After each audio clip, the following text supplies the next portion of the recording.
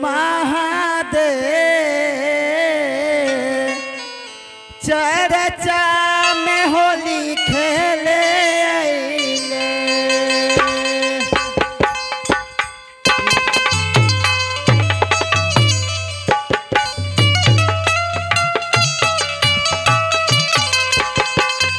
शिव गुरु महादेव चर्चा में होली खेले अइले।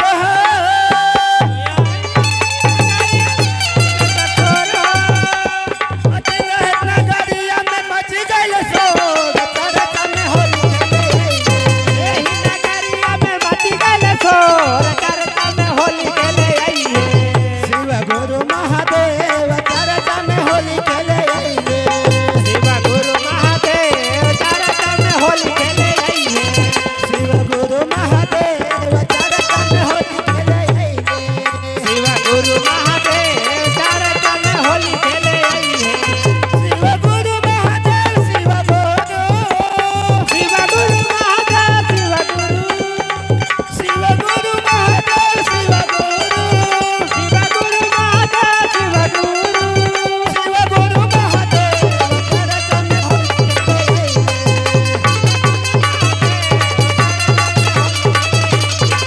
शिव गुरु महादेव चरण में होली खेले आई है। शिव गुरु महादेव चरण में होली खेले आई है। शिव गुरु महादेव चरण में होली खेले आई है। एक प्रेम से बोल दी जागा जागा महादेव।